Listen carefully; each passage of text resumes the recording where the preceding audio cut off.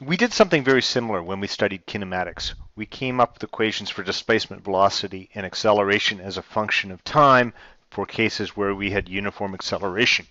And those were the motion equations of kinematics.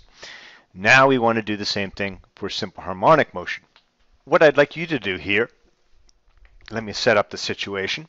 We've got an object right here that's moving around in uniform circular motion. So there would be a vector, a displacement vector from the origin for that particle as it moves around. And we could talk about a y component of that displacement vector. And what I'd like you to do is draw a graph of how that y component changes as theta goes from 0 to 2 pi, as it goes once around the circle. Okay, so try the rest of this question now. Okay, so hopefully what you said was that it would start with the y value would be 0 when theta is 0, and that key points would be at pi over 2, a quarter of the way around the circle, pi, and 3 pi over 2. The maximum value of that y component would be the full radius, and the minimum value would be in the opposite direction with the same length equal to the radius. And so by the time you got to 90 degrees, you'd be at that maximum value. It would come down to 0 as it went through pi, reach the minimum value at 3 pi over 2, and then come back again. So we get a function like that. And then you're asked to write y in terms of r and theta, and that should be fairly simple. If we just focus in on this triangle right here, you can see that we're looking for the opposite side of that triangle, and that would mean that y is equal to the hypotenuse, which is really the radius of the circle, times the sine of the angle. So that's the equation that I wanted you to come up with. Here's a quick visual that will show you how that works and how that relates to simple harmonic motion. If I press play here, you'll see that the y component is simply following the motion of the mass in simple harmonic motion. And we're getting a sine function. What we're going to need to do is, we came up with this equation, y equals r sine theta. But that's really all about uniform circular motion. And what we really want to do is switch to variables that are all about simple harmonic motion. First thing we can say is that this radius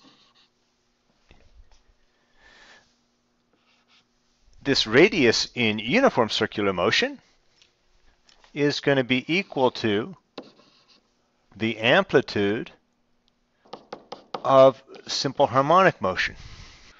So radius is going to become amplitude. And the IB likes to use an x naught for the amplitude. The second thing is that y value. Well, typically we like to call this the displacement vector. So our y in uniform circular motion, the y component, is going to become the displacement vector in simple harmonic motion.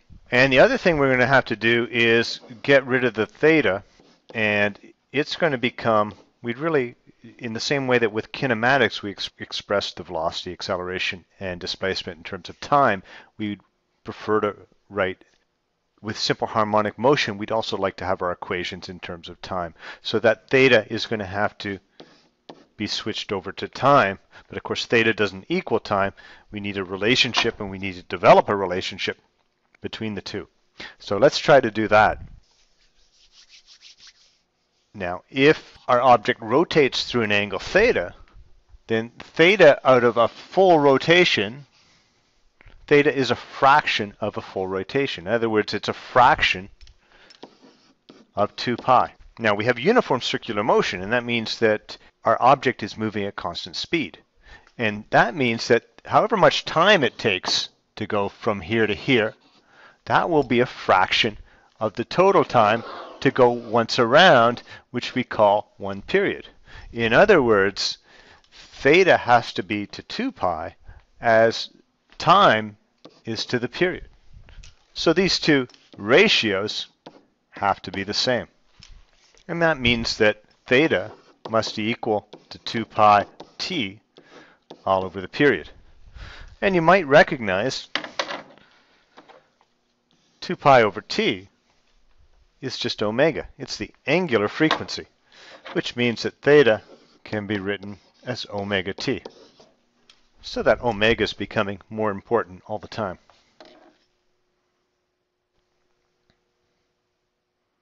And we can do a brief check to see if that argument is really working.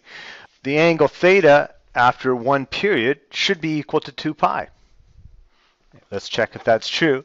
So when t equals 1 full period, so t is going to be replaced by a full period, then of course I get 2 pi. That checks out. What should theta be after 1/4 of a period? Well, we're expecting that 1/4 of a period, we should get theta being equal to pi over 2, 1/4 of 2 pi. Let's check that out. That checks out as well. So that means we're ready to write our displacement equation of motion.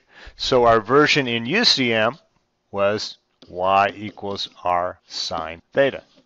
In SHM, y becomes the displacement, and r becomes the amplitude,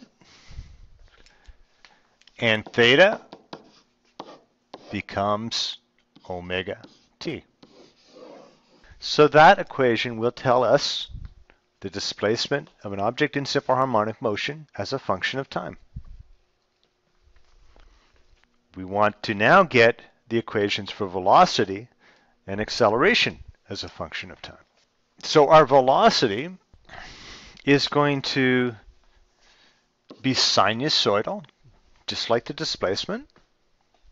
It's going to range between a maximum value and a minimum value. So V naught is really the maximum speed. And we know that the period is once again going to be 2 pi. It's got to be the same in every way, except that our displacement was originally 0, right? We had theta equals 0. Our original displacement, our y value, was 0 when we were right in the middle of the motion, when we were in equilibrium position. Now, the speed here has to be exactly the same as the speed right here, because we know that the particle in uniform circular motion always parallels the particle in simple harmonic motion. So whatever our speed was in uniform circular motion, that's going to equal our maximum speed, or V naught, our maximum speed in simple harmonic motion. And so we're starting at t equals 0 with a maximum speed. And then we're just going to trace it out. So it'll go from a maximum here, 0 speed at the endpoints. So it goes from maximum speed in the middle, 0 speed at the endpoint, maximum speed in the middle, 0 speed at the endpoint, maximum speed back at the middle again, and restarting the cycle. So the equation of the graph I just drew, you can see that's a cosine function. And our velocity would equal that maximum velocity times the cosine, and it'll have exactly the same argument, omega t. We were just saying that the maximum speed for simple harmonic motion is equal to the uniform speed for the uniform circular motion. Here's my mass, which is shadowing the particle on the circle. Whatever the speed is in uniform circular motion will be exactly the same as that maximum speed, which is obtained in the center of the motion between the two endpoints. What we want to do eventually is we want to write that maximum speed in terms of omega, and our amplitude or maximum displacement? Well, in general, we always know that speed is distance over time. So let's apply that to find this uniform circular motion speed. For a distance, I'm going to choose the circumference of the circle, 2 pi r. Because I know if it goes around the circle once, the amount of time it takes is 1 period. And then I can notice 2 pi over t is the same thing as omega. So I get that this speed is equal to omega r. Of course, r has got to equal the amplitude in the simple harmonic motion, so that I get this expression for my maximum speed in simple harmonic motion, which will be omega times x naught. And that turns out to be quite useful. So in summary, my equation for my velocity in simple harmonic motion will be omega times the amplitude times the cosine. Okay, let's try to look at the acceleration now as well. Accelerations are a little bit easier because we can say right away that acceleration by the defining equation for simple harmonic motion has to be this. And we just worked out what the displacement vector was. So we already know that A has to equal negative omega squared x naught sine omega t. So we've got our equation right there, already done.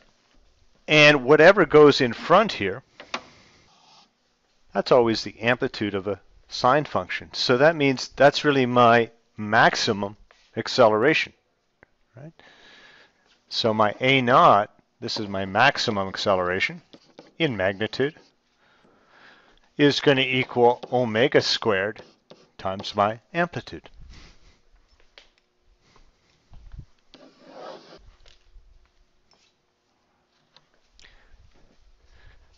Okay, so just summarizing those three equations, we had x equals x naught sine omega t.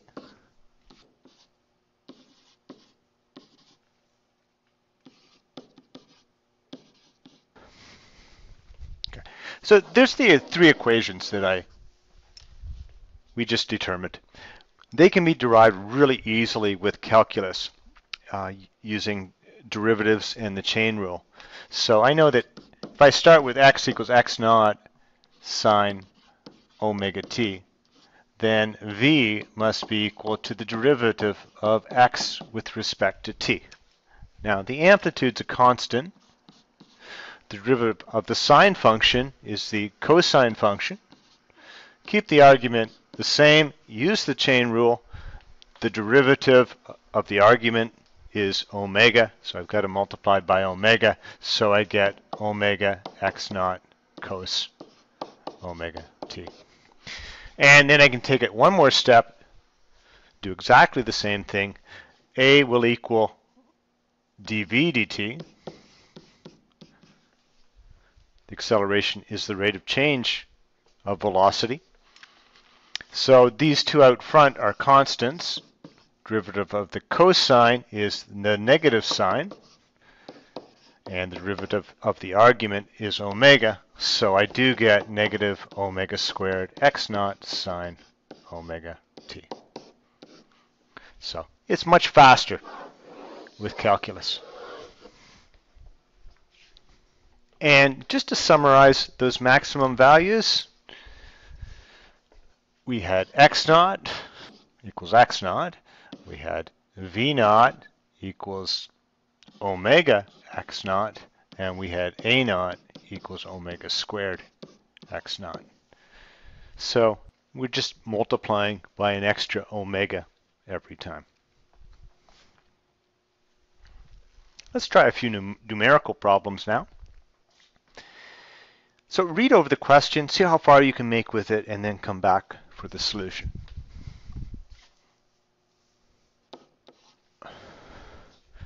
Okay, so hopefully you said that if you lift an object by 15 centimeters from equilibrium, it will oscillate between two extremes 15 centimeters away from equilibrium.